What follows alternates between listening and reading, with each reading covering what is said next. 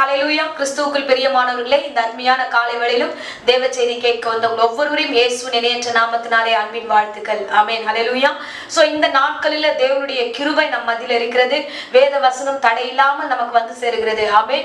So ஆண்டவர் சத்தியத்தின் மூலமாய் அநேக காரியங்களை நம்மளோடு கூட கடந்த நாள் முதற்கொண்டு பேசிக்கொண்டே இருக்கிறார். ஆமென். வசனம் சொல்லுகிறது இவ்விதமாக, சத்தியத்தை அறிவீர்கள், சத்தியம் உங்களை விடுதலையாக்கும் என்று வேத வசனம் சொல்லுகிறது போல, நீங்கள் கேட்கிற ஒவ்வொரு சத்தியமும் உங்களோட ஆவிக்குரிய வாழ்க்கையில அடுத்த கட்டத்துக்கு நேராக உங்களை கொண்டு போகும். ஆமென். ஹல்லேலூயா. இப்பொழுதும் நம்ம மெசேஜ்க்கு நேராக கடந்து செல்லலாம். அதுக்கு முன்பதாக இருந்த இடங்களில் கண்களை மூடி நாம் ஜெபிப்போம். அன்பு ரட்சகா, இந்த அருமையான வேலைக்காக நன்றியோடு ஸ்தோத்திரம் பண்ணுகிறோம். ஆண்டவரே, இந்த நாளிலும் பிரசன்னம் எங்கள் மத்தியில இருக்கிறதுக்காய் கூடான கூடிய ஸ்தோத்திரம் ராஜா. ஆண்டவரே, இந்த தேவ செய்தி கேட்க வந்த ஒவ்வொரு பிள்ளைகளும் நீர் ஆசீர்வதிப்பீராக. இந்த நாளில சுவாமி, நீர் எங்களோடு என்ன பேச சித்தமானீரோ அந்த வார்த்தைகள் எல்லாம் பேசி எங்களை வழி நடத்துங்க. எல்லா தடைகளையும் எடுத்து போடுங்க. கர்த்தருடைய பிரசன்னம் எங்களோடு கூட இருக்கட்டும். தொடர்ந்து வழி நடத்தும் ஆசீர்வதியும். இயேசுவின் நாமத்திலே ஜெபிக்கிறோம் நல்ல பிதாவே. ஆமென். ஆமென். ஹல்லேலூயா. இந்த நாட்களில தேவனுடைய கிருபை வேத வசனத்துக்கு நேராக நம்முடைய கவனத்தை திருப்புவோம். நீதிமொழிகள் 16ஆம் அதிகாரம் 33ஆம் வசனத்தை நாம் வாசிப்போம். சீட்டு மடியிலே போடப்படும், காரிய சித்தியோ கர்த்தரால் வரும். ஆமென். ஹல்லேலூயா. இந்த நாட்களில வேத வசனத்தின்படி பார்க்கிறோம், காரிய சித்தியோ கர்த்தரால் வரும். ஒரு காரியம் துவங்கும் பொழுது அந்த காரியம் முடிவடைய, அது நன்மையாய் முடிய, அது தேவனுடைய கிருபையால் மாத்திரம்தான் முடியும். ஆமென். ஹல்லேலூயா. விசேஷமாக நம்ம பார்க்கிறோம், அதை பாருங்க, சீட்டு மடியிலே போடப்படும். அந்த வார்த்தையிலோட பார்த்தோன்னு வச்சுக்கோங்க. இப்போ ஒரு மேட்ச் எடுத்துக்கிட்டோம்னா முதல்ல டாஸ் போடுவாங்க. அது போடும்பொழுது அதுல ஜெயிச்சவங்க கடைசியில ஜெயிக்கிறாங்களா இல்லையான்றதெல்லாம் அப்புறமா தான் தெரியும். ஆனா முதல்ல நம்ம போடும்போது அந்த டாஸ் போடுறாங்க, அவங்க ஜெயிக்கிறாங்க அப்படின்னு வருது. அதனுடைய முடிவுல பார்த்தோம்னா அவங்க அந்த ஆட்டத்துல ஆடணும், அப்புறமா ஜெயிக்கணும். அதுதான் அதனுடைய காரியம். இப்ப இருக்கிற சூழ்நிலையில எல்லாருமே நம்ம என்ன பண்றோம், ஒரு பழக்கம் இருக்கு. என்ன பழக்கம்னா, எதனா வேணும்னா உடனே சீட் எழுதுவோம். எழுதி டூவா டையா, இது கரெக்டா தப்பா இல்ல சரியா எப்படின்ட்டு எதையாவது ஒண்ணு எழுதிட்டு நம்ம என்ன பண்ணுவோம், குலுக்கல் சீட்டு மாதிரி போட்டுட்டு அதுல இருந்து நம்ம எடுப்போம். அந்த சீட்டுல வருகிற காரியங்கள் அது என்னவானாலும் சரி, நீ என்னன்னா குலுக்கி போடு. ஆனா காரிய சித்தி யாரால வரும், அதுல என்ன வருதோ அது உங்களுக்கு வரும் என்று வசனம் சொல்லல. கர்த்தராலதான் அந்த காரிய சித்தி படும். அந்த விஷயம் கர்த்தர் தான் உங்களுக்கு வாய்க்க பண்ணுவார். உலக வழக்கத்துல பார்த்தோம்னா எல்லா சின்ன பிள்ளைங்கள இருந்து பெரியவங்க வரைக்கும் இந்த மாதிரி இது ஆண்டவர் எனக்கு தருவாரு, இது தரமாட்டாரா என்று சீட்டெல்லாம் போடுறோம். இல்ல இல்ல, நாம அந்த காரியத்துல கடந்து போகும்போது கர்த்தர் என்ன வைத்தாரோ அதுதான் நடக்கும். ஆமென். அதுதான் வசனம் சொல்கிறது, காரிய சித்தியோ கர்த்தரால் வரும். ஆமென். ஹல்லேலூயா. நீங்க என்ன முயற்சி எடுத்தாலும், நீங்கள் என்ன காரியத்துல பல வகையில பிளான் பண்ணிட்டு என்ன பண்ணாலும் கர்த்தர்கிட்ட இருந்து ஆசீர்வாதம் வாங்கணும்னா அவர் நினைத்தால் மாத்திரம் தான் அந்த ஆசீர்வாதத்தை பெற்றுக்கொள்ள முடியும். ஹல்லேலூயா. பாருங்க, ஒரு மனுஷனுக்கு என்ன நினைவு இருக்கு தெரியுமா? நான் நினைக்கிறதெல்லாம் நடக்கணும், நான் யோசிக்கிறதெல்லாம் நடக்கணும். அது நன்மையோ தீமையோ, இந்த உலக வழக்கத்துல பார்த்தோம்னா ஒரு வேலைக்கு போறாங்க, இல்ல ஒரு பொருளை வாங்க போறாங்க, ஒரு காரியம் நடக்குதுன்னா அது நல்லா நடக்கணும், நல்லா முடியணும் அப்படின்னு ஒரு எதிர்பார்ப்பு ஒரு மனுஷருக்குள்ளாக இருக்கும். ஆனா இந்த பழக்கம் கிறிஸ்துவுக்குள்ளேயும் வருது. என்னன்னா, நான் என்ன செஞ்சாலும் சரி கர்த்தர் ஆசீர்வதிக்கணும், நான் என்ன பண்ணாலும் கர்த்தர் நடத்தணும், நான் ஜெபம் பண்ணிட்டு இருக்கேன், நான் இதை பண்ணணும்னு நினைக்கிறேன், நன்மையோ தீமையோ அப்படியெல்லாம் கிடையாது, நான் ஜெபம் பண்ணிட்டேன் ஆண்டவர் செஞ்சணும் அப்படின்னு எதிர்பார்க்கிறோம். பாருங்க, அது கிறிஸ்துவ வாழ்க்கைக்கு அது உகந்தது அல்ல. கிறிஸ்துவ வாழ்க்கையில கர்த்தர் என்ன நினைக்கிறாரோ அதுதான் நம்மளுடைய லைஃப்ல நடக்கும். ஆமென். நான் நினைக்கிறதுனால, நான் செய்யறதுனால, நான் பண்றதுனால, நான் பணம் செலவழிக்கிறதுனால எல்லாமே கரெக்டா எல்லாமே நடந்துருமானா இல்ல. அது தேவன் சித்தமானா மட்டும்தான் அந்த காரியம் நடக்கும். ஆமென். ஹல்லேலூயா. இது பாருங்களேன், இன்னொரு அருமையான வார்த்தைகளை நான் சொல்லுகிறேன் பாருங்க. இந்த இடத்துல நம்ம தேவ சித்தத்துக்கு நம்முடைய கவனத்தை திருப்ப மாட்டேன்றோம். தேவனுடைய அந்த காரியத்துல அவர் என்ன நினைச்சிருக்கிறாருன்ற அந்த காரியத்துக்குள்ள நம்முடைய கவனத்தை செலுத்த மாட்டேன்றோம். நம்முடைய நினைவு, நம்முடைய யோசனை, நம்முடைய காரியத்தை நம்ம யோசிக்கிறோம். ஆண்டவர் ஒரு காரியத்தை எஸ்ன்னு சொன்னா அதுக்கு பின்னாடி ஆசீர்வாதங்கள் இருக்கு, நோன்னு சொன்னா அதுக்கு பின்னாடியான சாபம் இருக்கிறதுனாலதான் கர்த்தர் அதை நோன்னு சொல்லுகிறாரு. அதை புரிந்து கொள்ளுகிற காரியத்துல நம்ம இப்பொழுது இல்லாம போயிட்டோம். ஹல்லேலூயா. பாருங்களேன், இப்போ இந்த வார்த்தைகள் நீ நினைச்சது நடக்கல அப்படின் போது இப்ப இருக்கிற கிறிஸ்தவ வாழ்க்கையில எல்லா பிள்ளைகளுடைய மைண்ட் செட் எப்படி ஆயிடுதுன்னா, அந்த ஆண்டவரோடு பேசுகிற ஜபத்துல, ஆண்டவரோடு உறவாடுதல, வேத வாசிப்புல, பரிசுத்தத்துல, அந்த பக்தி வைராகியத்துல எல்லாமே ஒரு குறைவு ஏற்படும். ஆமா, நான் ஜெபம் பண்ணிட்டே இருக்கிறேன், நான் பண்ணினே இருக்கிறேன், ஆனா ஆண்டவர் எனக்கு எதுவுமே கொடுக்க மாட்டேன்றாரு, எதுவுமே செய்ய மாட்டேன்றாரு. நான் முன்னாடி போறேன், நான் முன்னாடி செய்யறேன், ஆனா ஒண்ணுமே நடக்க மாட்டேங்குது. இன்னும் ஏன் நம்ம ஜெபம் பண்ணிட்டு சரி ஏதோ கடமைக்கு சர்ச்சுக்கு போவோம், கடமைக்கு உட்காந்து வேதத்தை கேட்போம், ஏதோ ஏன்னா ஆண்டவர் தான் தெய்வம், அதை மாற்றம் இல்லை, அப்படிப்பட்ட ஒரு மனநிலைவு எல்லாருக்குமே இருக்கு. ஆனா அதுல முன்ன இருந்த பரிசுத்தம், முன்ன இருந்த பக்தி வைராகியம், முன்ன இருந்த அந்த காரியம் இருக்கிறது இல்லை. ஏன்னா நான் நினைச்சது நடக்கல, அதனால நான் ஏன் வீரியமா இருக்கணும், நான் ஏன் போய் பரிசுத்தமா வாழணும், ஏதோ நடக்கும் போது நடக்கட்டும், அது தேவன் என்ன நடத்துறாரோ நடத்தட்டும் அப்படின்ற ஒரு மைண்ட் செட்டுக்குள்ள கடந்து வந்துகிறோம். ஹல்லேலூயா. அன்பு பிள்ளைகளே, கிறிஸ்துவ வாழ்க்கை என்பது வித்தியாசமானது. உலகத்தரமான காரியத்தை நம்ம எடுத்துட்டு கிறிஸ்துவ வாழ்க்கையில நம்ம சேர்க்கவே கூடாது. ஹல்லேலூயா. சோ தேவ பிள்ளைகளாகிய ஒவ்வொருவருக்கும் அவங்க நினைக்கிற காரியங்கள் நடக்கணும், நினைக்கிற காரியங்களை முடிக்கணும். பிரச்சனை பெருசா இருக்கு, நான் நினைச்சதுமே அதை முடிக்கணும்னு நினைக்கிறாங்க. ஏன்னா அவங்க ஃபேஸ் பண்ற விஷயம் என்னவா இருக்கு, கிறிஸ்துவ பிள்ளைகளாகிய நீங்க ஃபேஸ் பண்ற விஷயம் என்னவா இருக்குன்னா, குடும்ப பிரச்சனையா இருக்கு, தனிப்பட்ட ஆவிக்குரிய வாழ்க்கையில ஒரு பிரச்சனை இருக்கு, சுற்றி இருக்கிற எல்லா மத்தியிலையும் வேலை செய்கிற இடமாகட்டும், சொந்தக்காரன் மத்தியில ஆகட்டும், சில பிரச்சனைகள். இந்த பிரச்சனைகளுக்கெல்லாம் அவங்க யுத்தம் பண்ணிக்கிட்டே இருக்கிறதுனால இப்போ என்ன தோணுது அப்படின்னா, நான் ஜெபம் பண்ணா நடந்துடணும் அப்படின்ற ஒரு மைண்ட் செட்டுக்குள்ள போகிறதுனாலதான் இந்த விதமான ஒரு சூழ்நிலையில மாட்டிக்கிறோம். இல்ல ஆண்டவர் அந்த காரியத்துல ஆண்டவர் பாக்குறாரு, இல்ல இது இப்போதுக்கு ஏற்ற நேரம் இல்ல, இந்த சூழ்நிலையில இப்பொழுது இப்படி போக கூடாது என்பதை தேவன் அறிந்ததுனால ஆண்டவர் அதை வாய்க்க பண்ணல. வாய்க்க பண்ணாதது நிமித்தமாக இப்பேற்பட்ட ஒரு சூழ்நிலையில என்னன்னா ஆவிக்குரிய குறைவு ஏற்படுகிறது. ஹல்லேலூயா. அன்பு பிள்ளைகளே, நல்லா தெரிஞ்சுக்கோங்க, தேவ சித்தம் இல்லாமல் ஒரு அடியை நம்மளால ஒன்றுமே செய்ய முடியாது. ஒவ்வொருடைய வாழ்க்கையில நம்ம அவசரப்படுறதுனால எல்லா விதமான இடத்துலயும் நம்ம அசிங்கப்படுவோம், பலவீனப்படுவோம், இல்லைன்னா சோர்ந்து போவோம், வேற காரியங்கள்லாம் ஏற்படும். சோ நாம எந்த இடத்துலயும் நம்ம அவசரப்படக்கூடாது. சோ தேவ சமூகத்துல தேவ திட்டம் என்ன, தேவ சித்தம் என்ன என்று ஆண்டவர்கிட்ட ஆலோசனை கேட்கிற பிள்ளைகளா நாம் காணப்பட வேண்டும். ஹல்லேலூயா. ஆனா இப்ப இருக்கிற பிள்ளைகளுக்கு நல்லா தெரியும், என்ன தெரியும்னா ஜெபிக்கணும்ன்றது நல்லா தெரியும், தேவ சமூகத்துல இருந்து போகணும்ன்றது நல்லா தெரியும். ஆனா தெரிந்தும் கூட அந்த இடத்துக்கு கடந்து வராததுக்கு ஒரு காரணம் என்னன்னா, நினைச்சது நடக்கல, அதனால நான் வரல அப்படின்ற ஒரே காரியத்தினாக பின்னாடி நிக்க வேண்டிய ஒரு சூழ்நிலை வருது. பாருங்க, 2 நாளாகமத்துல ஒரு சம்பவத்தை நம்ம பார்க்கிறோம். 2 நாளாகமம் 20ஆம் அதிகாரம் 20ஆவது வசனத்துல ஒரு காரியத்தை பார்க்கிறோம். யோசேபாத்துக்கு ஒரு பெரிய பிரச்சனை வருகிறது. 3 விதமான இடங்களிலிருந்து 3 ராஜாக்கள் நிமித்தமாக அவருக்கு பெரிய ஒரு பிரச்சனை நெருக்கம் வருகிறது. அந்த நேரத்துல ஆண்டவர் அவருக்கு ஆலோசனை கொடுக்கிறார். என்ன விதமான ஆலோசனை கொடுக்கிறார் என்று பார்ப்போம் என்றால், இந்த இடத்துல 20, 21வது வசனத்தை நாம் வாசிப்போம். அவர்கள் அதிகாலமே எழுந்திருந்து தெக்கோவாவின் வனாந்திரத்துக்கு போக புறப்பட்டார்கள். புறப்படுகையில் யோசபாத் நின்று, யூதாவே, எருசலேமின் குடிகளை கேளுங்கள், உங்கள் தேவனான கர்த்தரை நம்புங்கள், அப்பொழுது நிலைப்படுவீர்கள், அவருடைய தீர்க்கதரிசிகளை நம்புங்கள், அப்பொழுது சித்தி பெறுவீர்கள் என்றான். பின்பு அவன் ஜனத்தோட ஆலோசனை பண்ணி பரிசுத்தமுள்ள மகத்துவத்தை துதிக்கவும் ஆயுதம் அணிந்தவர்களுக்கு முன்பாக நடந்து போய் கர்த்தரை துதியுங்கள், அவர் கிருபை என்றும் உள்ளது என்று கர்த்தரை பாடவும் பாடகரை நிறுத்தினான். ஆமென். ஹல்லேலூயா. சோ இந்த வேளையில பாருங்க, அருமையான வேத வசனம் இவ்விதமா சொல்கிறது. யோசேபாத்துக்கு ஏற்பட்ட அந்த நெருக்கம், 3 பக்கத்திலயும் ஒரு நெருக்கம். இப்போ எதையாவது ஒண்ணு அவர் சந்தித்தே ஆக வேண்டும். இப்பொழுது ஆண்டவர் கொடுக்கிற ஆலோசனை பாருங்க, அவங்க ஜனங்களோட சேர்ந்து ஆலோசனை பண்ணுகிறான். என்ன பண்ணலாம், இந்த பிரச்சனையை நம்ம ஜெயிக்கணும். சோ சுத்தி 3 பக்கமும் வந்தாச்சு, நம்ம என்ன பண்றதுன்னு தெரியல அப்படின்னு ஆலோசனை பண்ணும்போதுதான் அங்கே ஒரு காரியம் வருகிறது. நாம மனுஷன் முன்னாடி போய் எப்படி நம்ம தோத்து போயிடுவோம், நம்ம என்ன பண்ணலாம் அப்படின்னா, யோசேபாத் யூத ஜனங்களை பார்த்து சொல்லுகிறார், இந்த வேளையில நீங்கள் ஒன்றை அறிந்து கொள்ளணும், கர்த்தரை நம்புங்க, கர்த்தரை நம்பினீங்கன்னா நீங்க நினைக்கிற காரியங்கள் சித்தி பெறும் என்று சொல்லுகிறார். ஹல்லேலூயா. ஹல்லேலூயா. இயேசு நல்லவர். அருமையான பிள்ளைகளை, இந்த உலகம் ரொம்ப மோசமானது. இந்த உலகத்தின் காரியங்களை நீங்க சந்திக்க வேண்டியது ஏராளமா இருக்கிறது. ஒவ்வொருடைய ஆவிக்குரிய வாழ்க்கையில முக்கியமாய் சேர்கிறது.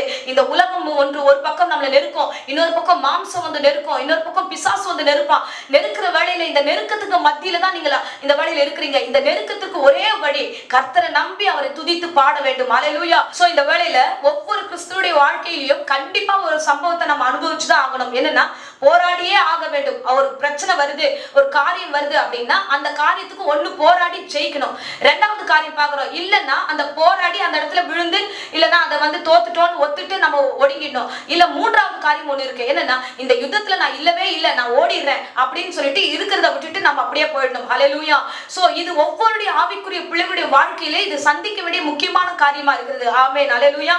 போராடணும், இல்ல சாகணும், இல்லன்னா ஓடணும். இதை எதையாவது ஒண்ணு நீங்க செலக்ட் பண்ணி தான் ஆகணும். ஆமென். ஹல்லேலூயா. நம்முடைய ரட்சகராகிய கர்த்தர் நம்மோடு இருக்கும் பொழுது நாம எப்படிப்பட்ட பிள்ளைகளா இருக்கணும்னா, போராடி ஜெயிக்கிற பிள்ளைகளா இருக்கணும். அதுக்குதான் இந்த இடத்துல ஆலோசனை கொடுக்குறாங்க. நாம என்ன பண்ணோம், கர்த்தரை நம்பி அந்த இடத்துல நம்ம துதித்து ஆராதித்து தேவ சமூகத்துக்குள்ள கடந்து சென்றா இந்த காரியத்துல ஜெயிக்க முடியும் என்று இந்த வேளையில இவ்விதமா யோசேபாத் சொல்லுகிறார். ஆமென். ஹல்லேலூயா. சோ இந்த சூழ்நிலையில யூத பிள்ளைகளாகிய நாம, சோ தேவ பிள்ளைகளாகிய நாம என்ன பண்ண முடியும் அப்படின்னா, சோ பாருங்க, நம்மள சுத்தி இருக்கிற பிரச்சனைகளை ஒரு நிமிஷம் நம்ம கண்ணு முன்னாடி கொண்டு வந்தோம்னா பாருங்க, அம்மோன் புத்திரருடைய வல்லமை பெருசா இருக்குது. இந்த வழியில மோவாபியருடைய வல்லமையும் அதுக்கு மேல இருக்குது, சேயருடைய வல்லமையும் அதுக்கு மேல இருக்கு. ஒவ்வொருத்தருடைய பவர்ஃபுல்லா வல்லமுள்ளவர்களாக, ஆட்கள் நிறைந்தவர்களாக, பலம் நிறைந்தவர்களாக இருக்கிறாங்க. உண்மையாகவே நம்ம கிட்ட அந்த பலம் இல்ல, ஒத்துக்கலாம். ஏன்னா அங்கே வந்து பார்த்தோம்னா படை பலம் இருக்கு, எல்லா ஆட்கள் பலம் இருக்கு, பண பலம் இருக்கு, எல்லா பலத்தோடவே அவங்க காணப்படுறாங்க. ஆனா இந்த இடத்துல கர்த்தருடைய வல்லமை எங்க இருக்குது? ஆமென், ஹல்லேலூயா. சோ தேவ பிள்ளைகளே, இந்த இடத்துல ஆண்டவர் உங்களோடு கூட பேசுகிறார். சுற்றி இருக்கிற மாம்சமான பலத்துக்கு நீங்க பயப்படாதீங்க, நான் உங்களோடு இருக்கிறேன் என்று கர்த்தர் சொல்லுகிறார். ஆமென், ஹல்லேலூயா. இங்க பார்த்தோம் என்றால் இப்பேற்பட்ட பிரச்சனைகள் ஒவ்வொரு ஊழியக்காரருக்கு மத்தியில இருக்கு, ஒவ்வொருடைய விசுவாசிகளுக்கு மத்தியில இந்த விதமான பிரச்சனைகள், 3 விதமான பிரச்சனைகள் இருக்கிறது. ஆமென். ஆனாலும் கர்த்தர் நம்மோடு இருந்து பெரிய காரியங்களை செய்வாராக. ஆமென், ஹல்லேலூயா. இங்க பார்த்தோம் என்றால் இந்த ஆலோசனை பெற்றுக்கொண்டதுக்கு அப்புறம் யோசேபாத்துக்கு வந்த அந்த ஆலோசனை, நம்ம துதித்து இந்த வேளையில தேவனுக்கு முன்பதாக நின்றா மாத்திரம் போதும் என்ற அந்த ஒரே ஒரு ஆலோசனை நாம் வாசிப்போம். 2 நாளாகமம் 20ஆம் அதிகாரம் 21வது வசனத்தை வாசிப்போம். பின்பு அவன் ஜனத்தோடு ஆலோசனை பண்ணி பரிசுத்தமுள்ள மகத்துவத்தை துதிக்கவும் ஆயுதம் அணிந்தவர்களுக்கு முன்பாக நடந்து போய் கர்த்தரை துதியுங்கள், அவர் கிருபை என்றும் உள்ளது என்று கர்த்தரை பாடவும் பாடகரை நிறுத்தினார். ஆமென், ஹல்லேலூயா. சோ இப்பொழுது அவர்கள் பாடலை நிறுத்தும் போது, பாடுகிற பாடகர்களை நிறுத்தும் போது, கர்த்தரை துதித்து ஆராதனை செய்து நிற்கும் பொழுது அங்க ஒரு பெரிய காரியத்தை கர்த்தர் செய்கிறார். ஹல்லேலூயா. அன்பு பிள்ளைகளே, ஆண்டவர் உங்க கையில தான் ஜெயத்தை வைத்திருக்கிறார். யாரெல்லாம் துதிக்கிறீர்களோ, யாரெல்லாம் தேவனை நோக்கி ஆராதிக்கிறீர்களோ, யாரெல்லாம் தேவனையே நம்பி இருக்கிறீர்களோ அவர்களுக்கு ஜெயம் காத்திருக்கிறது. ஆமென், ஹல்லேலூயா.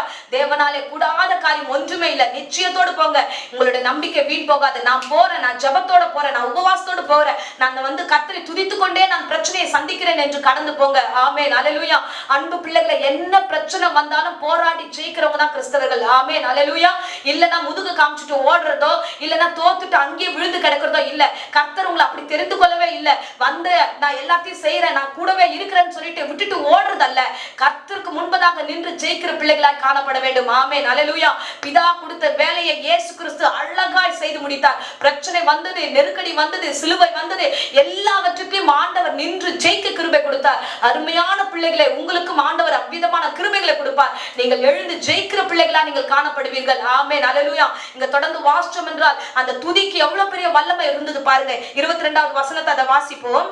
அவர்கள் பாடி துதி செய்ய தொடங்கின போது யூதாவுக்கு விரோதமாய் வந்து பதிவிருந்த அம்மோன் புத்திரரையும் மோவாபியரையும் சேயீர் மலை தேசத்தாரையும் ஒருவருக்கு விரோதமாய் ஒருவரை கர்த்தர் எழுப்ப பண்ணினால் அவர்கள் வெட்டுண்டு விழுந்தார்கள். ஆமென், ஹல்லேலூயா, ஹல்லேலூயா. பாருங்க, உங்களுக்கு விரோதமாக உருவாக்கப்படும் எந்த ஆயுதம் வாய்க்காதே போகும். எவ்வளவு பெரிய சக்தி. இங்க 3 பேரை பார்க்கிறோம். இல்ல நீங்க பல பேரை கூட்டிட்டு வந்தாலும் சரி, 7, 8, 10 எத்தனை ஜனங்களை கூட்டிட்டு வந்தாலும் சரி, கூட்டம் கூட்டமாய் வந்தாலும் சரி, கர்த்தருக்கு முன்பதாக ஒருவரும் நிற்க முடியாது. ஆமென், ஹல்லேலூயா. இவர்கள் செய்த ஒரே காரியம் துதித்தார்கள். உங்களுக்கு இருக்கிற பிரச்சனைகளை குறித்து மைண்ட்ல கொண்டு வாங்க. ஆட்களை பார்க்காதீங்க, கர்த்தரை பாருங்க. பிரச்சனை பெருசா இருக்கு, என்கிட்ட ஒண்ணுமே இல்ல, எதையும் பார்க்காதீங்க. உங்க கையில விலை உயர்ந்த கர்த்தர் இருக்கிறார். அவரை நோக்கி பாருங்க, அவரை துதித்து பாருங்க. பாடும் பொழுது, தேவாதி தேவனை நீங்கள் துதிக்கும் பொழுது நடந்த சம்பவம் பாருங்க. அவங்களுக்குள்ளேயே, அந்த டீமுக்குள்ளேயே ஒருத்தர் எழுப்புகிறார். அந்த டீமுக்குள்ளேயே ஒருத்தருக்கு ஒருத்தர் அந்த இடத்துல இருந்து வெட்டுப்பட்டு மடிந்தார்கள் என்று வசனம் சொல்லுகிறது. கர்த்தர் எழுப்ப பண்ணினதினால் இது வந்து யாரும் பிளான் பண்ணி செய்ய வேண்டிய அவசியமே இல்ல. எல்லாரையும் ஒடுக்குவது நம்முடைய வேலை இல்ல, அது கர்த்தருடைய காரியம். பழி வாங்குதல் எனக்குரியது என்று கர்த்தர் சொல்லியிருக்கிறார். என்ன பிரச்சனை வந்தாலும் கர்த்தர் சந்திப்பார். நாம் ஜெபிக்க வேண்டிய பிள்ளைகளா இருப்போம். இங்க வசனத்தை பார்த்தா கர்த்தர் எழுப்ப பண்ணினார். கர்த்தரே ஆண்டவர் அந்த இடத்துல எழுப்பி அந்த காரியத்துல யுத்தத்துல ஜெயத்தை கொடுத்தார். ஹல்லேலூயா. சோ 2 பேர் ஒன்றாய் சேர்கிறார்கள். எல்லா இடத்தையும் அந்த இடத்துல வாசிச்சோம் என்றால் ரொம்ப திட்டமாய் வசனம் சொல்கிறது. ஒரு ஜனத்தை அழிக்க அவங்களுக்குள்ளே ஒரு டீமுக்குள்ள ஒருத்தரை அழித்து 2 பேர் ஜெயிக்கிறார்கள். அவங்களுக்குள்ளே மாத்தி மாத்தி ஒருத்தருக்கு ஒருத்தர் வெட்டி கொண்டார்கள். ஆமே, தொடர்ந்து வாசிச்சோம் என்றால் அந்த இடத்துல ரொம்ப அருமையா வசனம் சொல்லுகிறது. 24ஆம் வசனம்.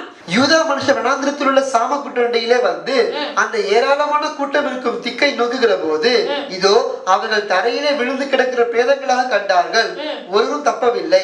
ஆமென், ஹல்லேலூயா, ஹல்லேலூயா. பாருங்க, இந்த பெரிய யுத்தம் முதல்ல ஒரு கலக்கம் யோசேபாத்துக்கு எப்படிதான் எல்லாரையும் கூடி அவர்கள் ஆலோசனை பண்ணின போது கர்த்தர் கொடுத்த ஆலோசனை, நீங்கள் துதித்தால் மாத்திரம் போதும் என்று. ஹல்லேலூயா. கர்த்தரை நம்பி துதிங்க, எல்லா காரியத்தையும் மாற்றுவார் என்று ஒரே ஒரு ஆலோசனை. அந்த ஆலோசனையின் பேர்ல பெரிய ஜெயத்தை கொடுத்தார். நாம எதுவுமே செய்ய வேண்டிய அவசியம் இல்ல. அருமையான பிள்ளைகளை, நீங்க போய் அந்த காரியத்தை செய்யணும், அந்த காரியத்தை செய்யணும், இந்த இல்ல சொந்தக்காரங்க இப்படி இருக்காங்க, இல்ல வேலை ஸ்தலத்துல இப்படி இருக்காங்க, இவங்களோட நான் யுத்தம் பண்ணணும், பிரச்சனை பண்ணணும், நீங்க போகவே போகாதீங்க. பயப்படாதீங்க. நீங்கள் துதித்து உங்கள் வீடுகளிலே அமர்ந்து துதிங்க, கர்த்தரை நோக்கி பாருங்க, உபவாசித்து ஜெபம் பண்ணுங்க. கர்த்தர் பெரியவராய் இருக்கிறார். அவர்களுக்குள்ளே பிரச்சனை வருகிறது, அவர்களுக்குள்ளே வெட்டி மடிகிறார்கள், அவர்களுக்குள்ளே எல்லா காரியத்தையும் இவங்க தூரத்துல இருந்து பார்த்தா மட்டும் போதும். இன்னைக்கு ஆண்டவர் சொல்றார், நீங்க வெயிட் பண்ணுங்க, கர்த்தருக்கு காத்துரு, அது நல்லது, நீ பொறுமையா இரு, நீ எட்டி பார்த்தா மட்டும் போதும். அங்க நோக்கி அவங்க பார்க்கும் பொழுது எல்லோரும் பிரேதங்களா இருந்தார்கள். சோ இதற்கு முன்பதான இந்த காரியத்துல முன்னாடி வசனத்தை நம்ம பார்த்தோம். எப்படி பார்த்தோம்னா, அவர்கள் எல்லாம் பயமுறுத்துகிற ஆட்களாக இருந்தார்கள், பலம் மிகுந்தவர்களா இருந்தார்கள், பணபலத்தோடு இருந்தார்கள். ஆனா இப்பொழுது திரும்பி பார்க்கிறோம், எல்லா பலமும் விழுந்து போய் கீழே வந்து பிரேதங்களாய் கடந்தார்கள். ஹல்லேலூயா. அன்பு ரட்சகர் நம்மோடு இருக்கிறார், உன்னதமானவர் உங்களோடு இருக்கிறார். தேவ பிரசன்னத்தை கேட்டுக்கொண்டிருக்கிற அருமையான பிள்ளைகளே, ஆண்டவர் உங்களோடு இருந்து வழிநடத்த வல்லமுள்ள தெய்வமா இருக்கிறார். உங்களுக்கென்று இன்றைக்கு வார்த்தை கொடுத்திருக்கிறார். ஒன்று, யார் என்ன சீட்டு போட்டாலும் சரி, கர்த்தர் தான் காரியத்தை வாய்க்க பண்ண முடியும். ஆமென். ஹல்லேலூயா. கர்த்தரை அல்லாமல் ஒன்றுமே செய்ய முடியாது. கர்த்தர் இல்லாம ஒரு காரியம் வாய்க்காதே. நீங்கள் கர்த்தரை நோக்கி பாருங்க, உங்கள் முகங்கள் பிரகாசம் அடையும். ஆமென். ஹல்லேலூயா. சோ நிறைய பேருடைய பிரச்சனைகள் எல்லாம் டக்கு டக்கு டக்குன்னு மாறிடுதுன்னா அது துன்மார்க்கமான வழி, அதனால அவங்களதெல்லாம் மாறுது. அப்படிதான் சங்கீதம் சொல்லுகிறது. சங்கீதம் 140 வசனம் 8வது வசனத்துல பார்க்கிறோம், துன்மார்க்குடைய வழியெல்லாம் ஆசீர்வாதமா இருக்கிறது, துன்மார்க்குடைய காரியம் எல்லாம் ஆசீர்வதிக்கப்படுகிறது. அவங்க செழுமையா இருக்கிறார்கள், அதை கண்டு நீங்கள் எரிச்சல் அடையாதீங்க, அதை கண்டு நீங்கள் புலம்பாதீங்க. ஏன்னா அது துன்மார்க்கமான வழி, தேவையற்ற வழி, அது அழிவுக்கு நேராய் போகிற வழி. அந்த வழி நம்முடைய வழி அல்ல. பாருங்க, ஆண்டவர் நமக்கு ஜெயத்தை வைத்திருக்கிறார். ஆண்டவர் மகிமையான ஜெயத்தை உங்களுக்கு முன்பதாக வைத்திருக்கிறார். ஜெயத்துக்காக எங்கெங்கயோ ஓடுறோம், ஜெயத்துக்காக என்னென்னமோ செய்யறோம் இல்ல. இங்க கர்த்தரிடத்துல அமர்ந்தால் மாத்திரம் போதும், கர்த்தர் நன்மையான காரியத்தை செய்வார். துன்மார்க்கமான வழியில நம்ம கடந்து போய் நம்ம ஜெயத்தை பெறணும்னு ஆண்டவர் நமக்கு வைக்கவே இல்லை. ஹல்லேலூயா. நீங்கள் அமர்ந்திருங்க, கர்த்தரையே நம்பி இருங்க. என்ன பிரச்சனை வந்தாலும் என்ன காரியம் வந்தாலும் அதை ஆண்டவர் ஜெயமாய் மாற்ற வல்லமுள்ள தெய்வமாய் இருக்கிறார். ஹல்லேலூயா. சோ இந்த வழியிலும் கர்த்தருடைய பிரசன்னம் நம்ம மத்தியில வந்தது. இந்த வேளையில ஆண்டவர் கொடுத்த ஆலோசனை பற்றி கொள்ளுங்க. எல்லா காரியத்தையும் தேவ சமூகத்துல அர்ப்பணிங்க. தேவன் உங்களுக்கு நேர்த்தியான காரியங்களை வாய்க்க பண்ண வல்லமுள்ள தெய்வமா இருக்கிறார். அதுதான் நம்ம முதல்ல ஆரம்பத்துல வாசிச்சோமே, காரிய சித்தியோ கர்த்தரால் வரும் என்று. இன்றைக்கு உங்கள் காரியத்தை அவர் செய்ய சித்தமானார், அவர் செய்து முடிப்பார். எதை கொண்டு பயப்படாதீங்க, எதை கண்டு நீங்க பின்வாங்காதீங்க, எதை கண்டும் விழுந்து போகாதீங்க. கர்த்தர் எனக்காக செய்வார், எனக்காக யாவும் செய்வார். நில்லுங்க, கர்த்தரை துதிங்க, கர்த்தரை நம்புங்க, அது போதுமானதே. அவர் பெரிய காரியங்களை இந்த வருடம் உங்களுக்கு செய்து நன்மையினாலே நிரப்புவார். ஆமென். ஹல்லேலூயா. சோ இப்பொழுதும் இருந்த இடங்களை நம் கண்களை மூடி நாம் ஜெபிப்போம். கர்த்தர் கொடுத்த வேத வசனம் நம்முடைய வாழ்க்கையில நிறைவேறும்படியாக. அன்பு ரட்சகா, இந்த அருமையான வேலைக்காக நன்றியோடு ஸ்தோத்திரம் பண்ணுகிறோம் ஆண்டவரே. இன்றைக்கு கொடுத்த வேத வசனத்துக்காக கோடான கோடி ஸ்தோத்திரம் ஆண்டவரே. அப்பா நன்றி நன்றி நன்றி ஆண்டவரே. ஆவிக்குரிய வாழ்க்கையில போராடுகிற இந்த போராட்டம் நம்முடைய கரங்களை ஒப்பு கொடுக்கிறோம் ராஜா.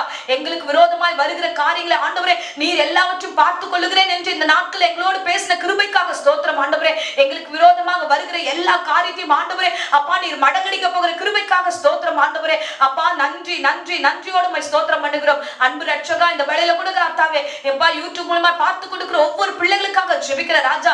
ஒவ்வொரு பிள்ளைகளுடைய வாழ்க்கையில நடக்கிற பிரச்சனைகளை இயேசுவின் நாமத்தினால் நான் சபித்து கட்டுகிறேன் ஆண்டவரே. பிள்ளைகள் துதிக்கும் பொழுது ஆண்டவரே, பிள்ளைகள் ஸ்தோத்திரம் பண்ணும்போது எல்லா காரியமும் ஆண்டவரே ஒன்றும் இல்லாமல் போகட்டும். கர்த்தர் தாமே வழி நடத்துவீராக. இம்மட்டும் இந்த பிள்ளைகளை சுகத்தோடு பலத்தோடு காத்துக்கொண்ட கிருபைக்காக ஸ்தோத்திரம். நன்றி நன்றி நன்றி நன்றி ஆண்டவரே. நன்றியோடு ஸ்தோத்திரம் பண்ணுகிறோம். தொடர்ந்து உம்முடைய கிருபை எங்களோடு இருக்கட்டும். ஒவ்வொருவரையும் பத்திரமாய் பாதுகாத்துக் கொள்ளும். எந்த வியாதியோ பலவீனமோ நெருங்காதபடிக்கு பூரண சுகத்தோடு காத்துக்கொள்ளும். ஆசீர்வதியும். இந்த ஓய்வு நாளிலும் இந்த பிரசங்கத்தை கேட்ட குடும்பத்தை ஆசீர்வதிப்பீராக, பிள்ளைகளை ஆசீர்வதிப்பீராக. சொன்ன வசனத்தின்படி காரிய சித்தியோ கர்த்தரால் வரும் என்று சொன்ன வார்த்தைக்காக நன்றி ஆண்டவரே. பொறுமையோடு காத்திருந்து நன்மைகளை பெற்றுக்கொள்ள எங்கள் ஒவ்வொருவருக்கும் கிருபை தருவீராக. ஆசீர்வதியும் வழி நடத்தும். இயேசுவின் நேற்று நாமத்திலே ஜெபித்து ஒப்புக் கொடுக்கிறேன் ஜீவனுள்ள நல்ல பிதாவே. ஆமென். ஆமென். Praise the Lord. God bless you.